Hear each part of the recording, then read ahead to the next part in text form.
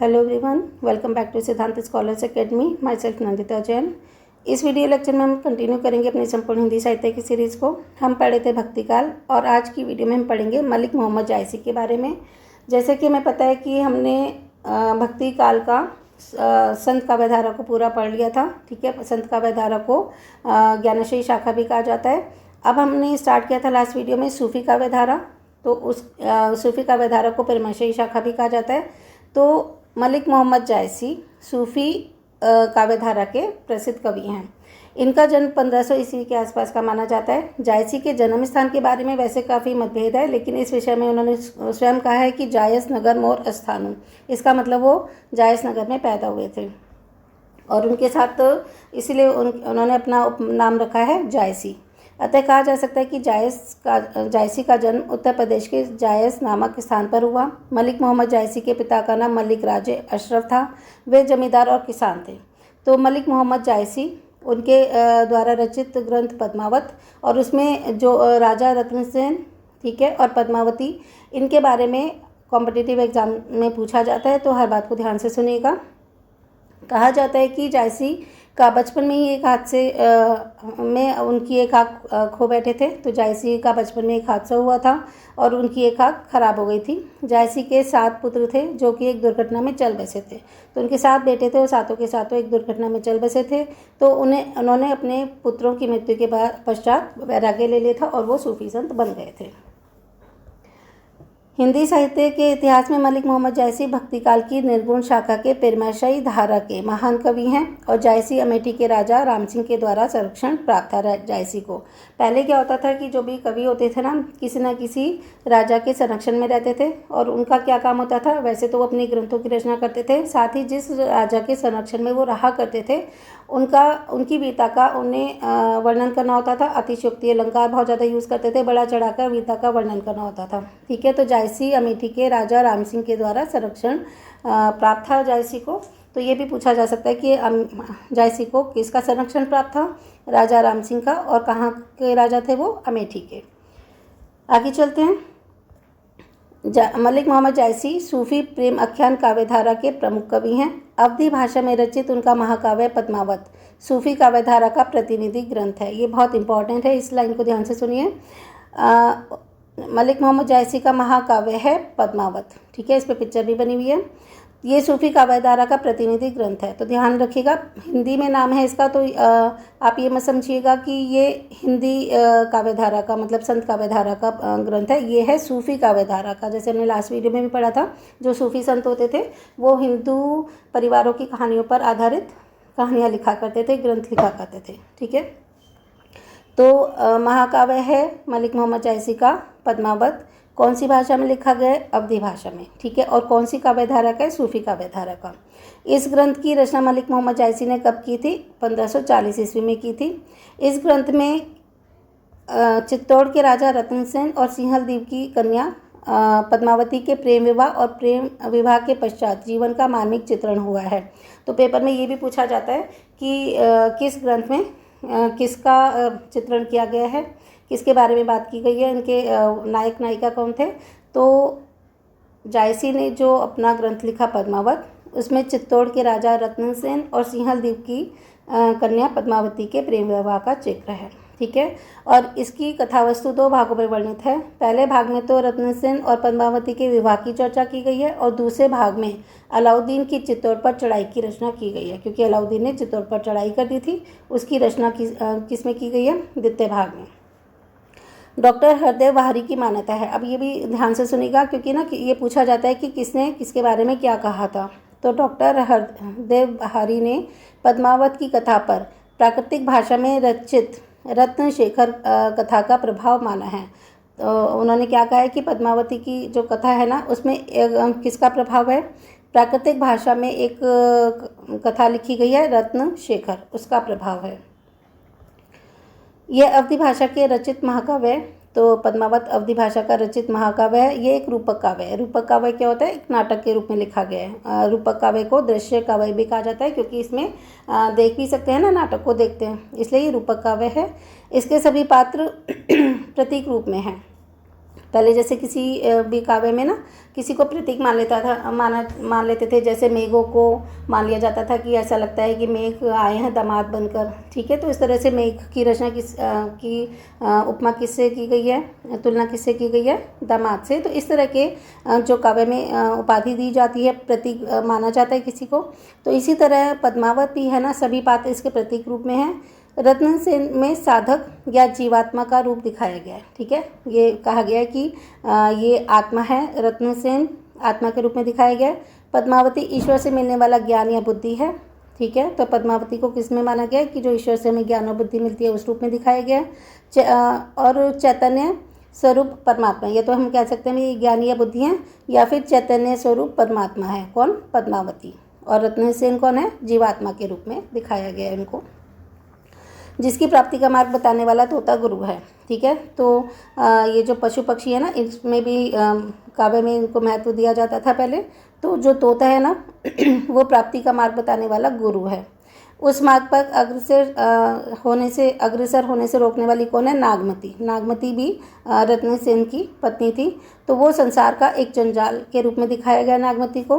राघव चेतन शैतान के रूप में, और अलाउद्दीन को माया के रूप में, प्रतीक रूप में दिखाया गया है। पद्मावती के अतिरिक्त जायसी के ग्रंथों में, तो पद्मावत तो उनका मेन ग्रंथ है ही, साथ में ही उनके जो मेन ग्रंथ है जायसी के वो हैं अखरावट, आखिरी कलाम, चित्रलेखा, कहरानामा और मसलानामा, ठीक है। और आखिरी कलाम में कयामत का वर्णन है। ये क्वेश्चन भी पेपर में आता है कि आखिरी कलाम में किसका वर्णन किया गया है, कयामत का, या पूछा जा सकता है कि कयामत का वर्णन किस में किया गया है, तो आखिरी कलाम में। और ये किसने लिखा था, मलिक मोहम्मद जायसी ने। जायसी प्रेम, प्रणय, अनुभूति और तसव्वुफ यानी कि आध्यात्मिकता के रचनाकार हैं, ठीक है। वो प्रणय, अनुभूति के, प्रेम के और आध्यात्मिकता के रचनाकार हैं। आचार्य शुक्ल है ना, रामचंद्र शुक्ल, उन्होंने इन्हें सूर तुलसी के साथ त्रिवेणी में स्थान दिया है। तो आचार्य शुक्ल ने एक त्रिवेणी है, उसमें उन्होंने इसमें त्रिवेणी का मतलब 3, उनमें किस किस को स्थान दिया है, एक तो सूरदास जी को, एक तुलसीदास जी को और एक मलिक मोहम्मद जायसी को। तो उन्होंने त्रिवेणी में स्थान देकर इनकी कालजयी रचनाकार की संज्ञा दी है। इन्होंने कहा कि बहुत ही अच्छे रचनाकार हैं, कालजयी रचनाकार हैं, यानी कि कई कालों तक इनका वर्णन होता रहेगा, क्योंकि इन्होंने रचना ही इतने अच्छे महाकाव्य की है। उन्होंने माना कि पद्मावती में नागमती वियोग वर्णन श्रृंगार साहित्य का अद्वितीय स्वरूप है। तो जब पद्मावत में नागमती का वियोग हुआ था रत्नसेन से, क्योंकि रत्नसेन तो पद्मावती को प्रेम करते थे, तो उसका जो वियोग श्रृंगार रस में 2 रस होते हैं, एक संयोग और एक वियोग।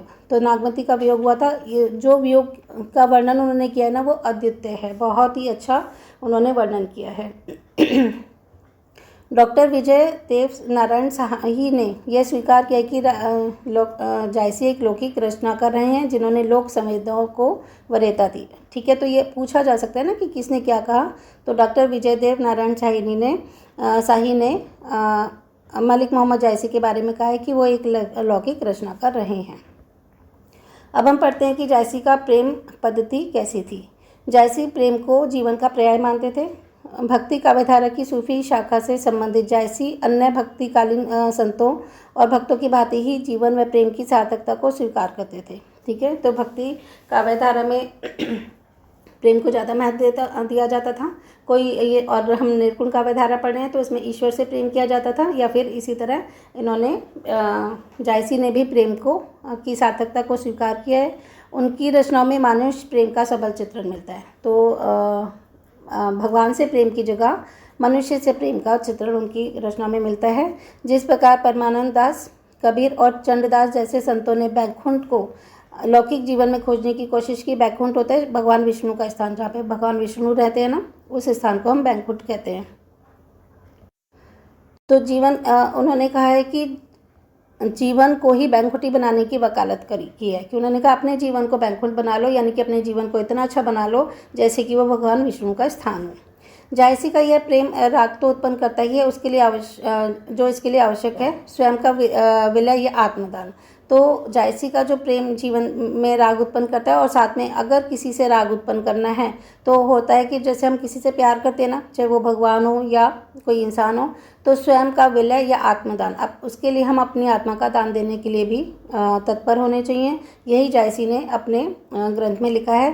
तो रत्नसेन राजा जो थे वो राजपाट और अपने हेम को त्याग कर प्रेम को पा सके। तो जब रत्नसेन पद्मावती के प्रेम में पड़ गए थे तो उन्होंने क्या करा, अपने आप को ही अभयदान दे दिया था, मतलब कि भाई अपने आप को ही मिटा दिया था, यानी कि प्रेम में डुबा दिया था, इसे कहना चाहिए। और साथ में विलय हो गए थे वो पद्मावती के साथ। उन्होंने अपना राजपाट भी त्याग दिया था और अपने हेम को भी त्याग दिया था। इसके विपरीत अगर हम बात करते हैं अलाउद्दीन खिलजी की, तो उन्होंने शक्ति और सत्तादर्य, यानी कि उनके पास सत्ता थी ना, राजा था वो भी, तो उसने अपनी शक्ति और सत्तादर्य को प्राप्त करना चाहा और उसे प्रेम के स्थान पर मुट्ठी भर राख मिली। ठीक है, तो उसने कहा कि भी मेरे पास शक्ति है, सत्ता है, तो उसके को अहम था, तो उसे प्रेम के स्थान पर क्या मिली, मुट्ठी भर राख मिली, क्योंकि एक ना एक दिन सबको मरना है और वो राख में तब्दील होना ही है। तो अलाउद्दीन खिलजी को वही मिला। आचार्य रामचंद्र शुक्ल ने इस प्रेम को अलौकिक प्रेम माना है। उनकी मान्यता थी कि जायसी सूफी अधिक थे और कवि कम, तो सूफी ज़्यादा थे और कवि कम थे। तो उनके प्रेम अभिव्यंजना आध्यात्मिकता पर आधारित थी। आध्यात्मिकता थी उनके प्रेम अभिव्यंजना में, जिसमें लौकिक प्रेम से अलौकिक प्रेम को प्राप्त करने की गूंज व्याप्त है। जैसे हम कहते हैं ना आत्मा का परमात्मा से मिलन, तो इसी तरह उन्होंने रत्नसेन को तो आत्मा माना था और पद्मावती को परमात्मा माना था। तो लौकिक प्रेम से अलौकिक प्रेम को प्राप्त करने की गूंज जायसी के काव्य में मिलती है। एक और टॉपिक पढ़ लेते हैं इन्हीं से कनेक्टेड। जायसी के काव्य में लोक तत्व कैसा था, क्योंकि जायसी के बारे में हम 2 वीडियो में पढ़ेंगे, तो ये इसका लास्ट टॉपिक है। उसके बाद अगली वीडियो में हम इनको कंटिन्यू करेंगे। जायसी सूफी काव्य परंपरा के प्रसिद्ध कवि हैं। उनकी 3 प्रसिद्ध रचनाएं हैं। कौन कौन सी? अखरावट, आखिरी कलाम और पद्मावत। आखिरी कलाम में किसका जिक्र था? कयामत का। पद्मावती उनके यश का आधार है, क्योंकि पद्मावत से ही उनको यश मिला था। जायसी मुसलमान थे, परंतु उन्होंने हिंदू त्योहारों जैसे होली, दिवाली आदि का वर्णन किया है। इस प्रकार वे हिंदू पौराणिक कथाओं की चर्चा करते हुए राम, कृष्ण, अर्जुन आदि के बारे में भी बताते हैं।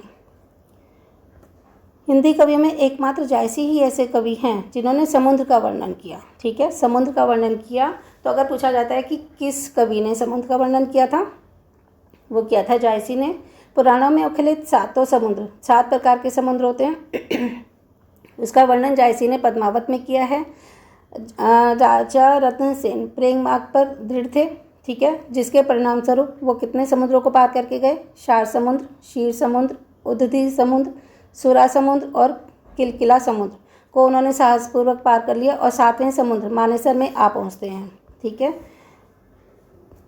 तो उपरोक्त 7 समुद्र में से 5 तो पौराणिक मान्यता के अनुरूप हैं। देखो वैसे इसमें दिया हुआ है 4 समुद्र, क्षीर समुद्र, उदधि समुद्र, सुरा और किलकिला, 5 तो ये हो गए, और छठा हो गया मानेसर। तो इसमें टोटल 6 बताए हैं, वैसे टोटल 7 हैं।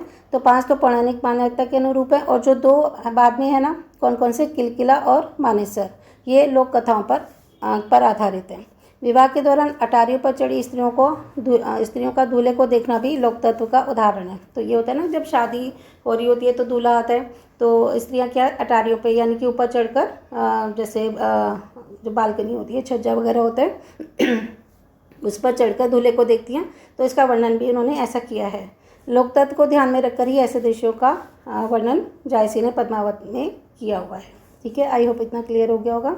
अब इसमें पढ़ते हैं हम जायसी के काव्य। कौन से काव्य की बात करें? पद्मावत की। उसमें कथानक रूढ़ियाँ क्या है, क्या जो रूढ़ियाँ होती है ना, लोकोक्तियाँ होती है, रूढ़ियाँ होती हैं, उसमें क्या क्या चीज़ है वो देख लेते हैं। जायसी कृत पद्मावत ठेठ अवधी भाषा में लिखा गया है। ठीक है, इसमें रत्नसेन और पद्मावती के प्रेम कथा का वर्णन किया गया है। जायसी ने लौकिक प्रेम के माध्यम से अलौकिक प्रेम की वंचना की है।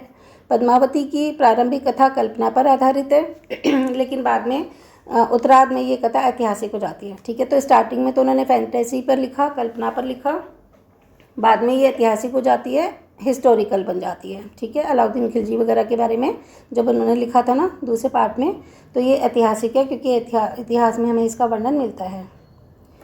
पद्मावत की ऐतिहासिकता का विश्लेषण इसके दो भागों पर आधारित है। पहले भाग में रत्नसेन और पद्मावती की प्रेम कथा है जो दोनों के विवाह तक चलती है। दूसरे भाग में दोनों के चित्तौड़ लौटने के बाद की कथा है। जब चित्तौड़ पर चढ़ाई कर दी थी ना अलाउद्दीन खिलजी ने, तो वहाँ पे लौटने की कथा बाद वाले भाग में, ये भी हमने ऊपर पढ़ लिया था।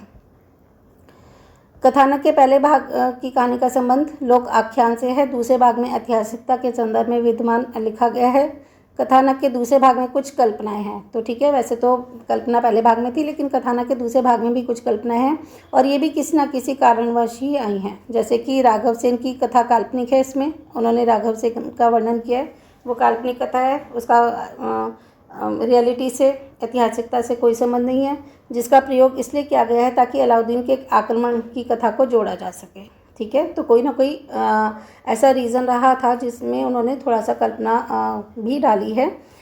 दूसरी कल्पना रत्नसेन का अलाउद्दीन को अपनी पत्नी को देखने की अनुमति ना देना है। ठीक है, तो कहा जाता है कि अलाउद्दीन खिलजी ने कहा था कि वो रत्नसेन की पत्नी पद्मावत को देखना चाहते हैं, तो लेकिन रत्नसेन ने इसकी इजाज़त नहीं दी। जायसी ने ऐसा इसलिए कहा गया है क्योंकि नायक द्वारा खलनायक को अपनी पत्नी को देखने देना गौरवपूर्ण तो बिल्कुल नहीं कहा जा सकता। तो दोनों ही खंडों में कल्पना का अच्छा प्रयोग जायसी ने किया है। कुछ और भी अन्य कथानक रूढ़ियाँ हैं, उसको भी हम पढ़ लेते हैं कि कथानक रूढ़ियाँ क्या, मतलब जो पहले माना जाता था, कहा जाता था, उसमें क्या है। एक तो माता पिता द्वारा किसी देवी देवता की आराधना करने से संतान का जन्म होना। ठीक है, तो माता पिता क्या थे, किसी देवी देवता की आराधना करते थे और उसके उपरांत उनको संतान की प्राप्ति होती थी। एक तो ये रूढ़ी है, और एक ये भी है कि नायिका का अत्यंत रूपवती होना। जो भी नायिका हुआ करती थी ना, उसको हमेशा अत्यंत रूपवती ही दिखाया जाता था कि बहुत ही सुंदर थी, जैसे पद्मावती के बारे में कहा जाता है।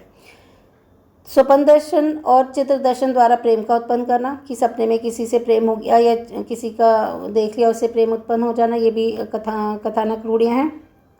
किसी पक्षी द्वारा, जैसे कि इस पद्मावत में ही जो हीरामंत होता था ना, उसने नायिका का वर्णन किया था नायक के सामने, और नायिका का वर्णन सुनकर इतना मुग्ध हो गया था कि उसे मिलने चला गया था। ठीक है, पैदल ही चला गया था और सातों समुद्रों को पार करके गया था।